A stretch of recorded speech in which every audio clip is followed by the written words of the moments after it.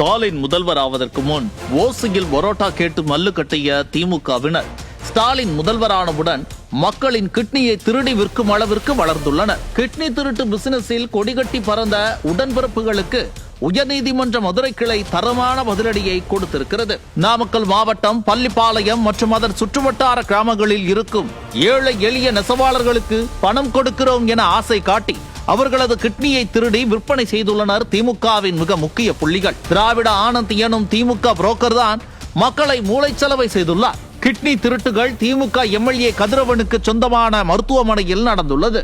இந்த செய்தி வெளியாகி பூதாகரமானதும் சுகாதாரத்துறை அமைச்சர் மா சுப்பிரமணியம் அது கிட்னி திருட்டல்ல, கிட்னி முறைகேடு என வினோதமாக உருட்டினார். சம்பந்தப்பட்ட எம்எல்ஏவோ ரோல்ஸ் ராய்ஸ் கார் வாங்க ஊரில் உள்ள கிட்னி எல்லாம் உருவ வேண்டும் என நக்கலாக பேசினார். அவங்களுக்கு மருந்து செலவு, டாக்டர் ஃபீஸ் எல்லாம் கொடுத்தது போக எனக்கு ஒரு 2 லட்ச ரூபா 3 லட்ச ரூபா கிடைக்கும். எங்கள் அப்பாவோட ரோல்ஸ் ராய்ஸ் காரோட விலை தெரியுமா? அது 14.5 கோடி. நான் பண்ண மொத்த ஆபரேஷனே 252 தான். 2 லட்ச ரூபான்னு வச்சுக்கிட்டா எப்போ நான் ரோல்ஸ் ராய்ஸ் பண்ணுறது? திருப்பூட்டூரில் இருக்க எல்லா கிட்னியும் கலந்தாதான் மாட்டேன். திருப்பூட்டூரில் இருக்க எல்லா கிட்னியும் கலந்தாதான் மாட்டேன். இதை திருட்டிட்டாங்க, அதாவது மனித உறுப்புகள் திருடுறாங்க அப்படின்னாரு. இது என்ன டீப்பா போனோம்னா, இது திருடா முறைகேடாங்கிறத முதல்ல அதை புரிஞ்சுக்கணும். திருடுங்கிறது யாரையாவது ஒருத்தர் தெரியாதனமா போய் படுக்க வச்சு அவருக்கு தெரியாம கிட்னியோ லிவரோ எடுத்தா அதுக்கு பேர் திருட்டு. இது முறைகேடு. திருட்டு கும்பல் கையும் களவுமாக சிக்கிய பிறகு முதல்வராக இருக்கும் ஸ்டாலின் என்ன செய்திருக்க வேண்டும்? உடனே வழக்கு பதிவு செய்திருக்க வேண்டும் அல்லவா? அதுதானே நல்ல முதல்வருக்கு அழகு.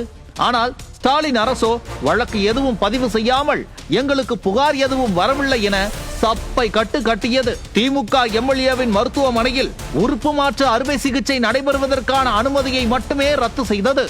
என்ன ஒரு பித்தலாட்டம் பார்த்தீர்களா? திருட்டு நடந்துள்ளது. சட்டவிரோதமாக ஏழைகளின் கிட்னியை திருடி இருக்கிறார்கள் என்பது தெரிந்துதானே அனுமதியை ரத்து செய்துள்ளார்கள். எனில் அவர்கள் மீது வழக்கு பதிவு செய்ய என்ன கேடு?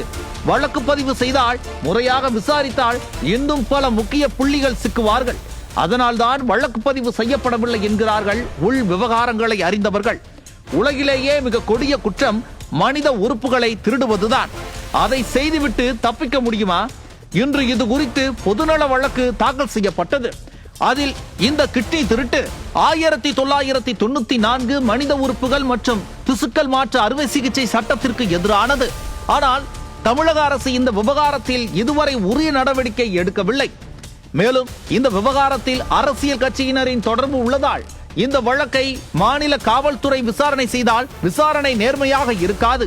எனவே இந்த வழக்கை சிபிஐ விசாரணைக்கு மாற்றி உத்தரவிட வேண்டும் என குறிப்பிட்டிருந்தது. வழக்கை விசாரித்த நீதிபதிகள் ஏன் இதுவரை குற்றவியல் வழக்கு பதிவு செய்யப்படவில்லை என ஸ்டாலின் அரசுக்கு கேள்வி எழுப்பினர்.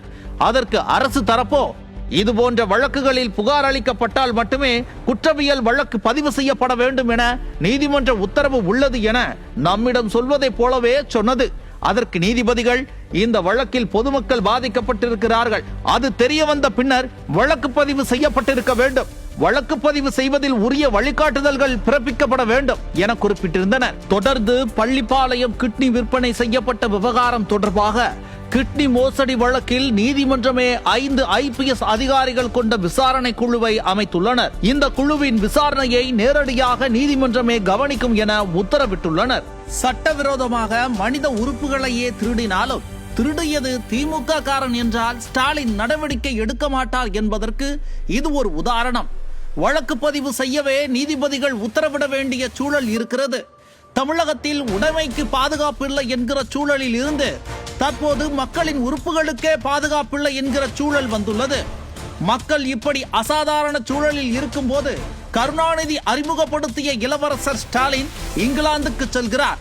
அதற்கு ஷாப்பிங் செய்வதை வீடியோ விளாக்காக வெளியிடுகிறார். கடந்த தேர்தலில் திமுகவிற்கு ஓட்டு போட்ட நல்லவர்களே, இதுவெல்லாம் நியாயமா?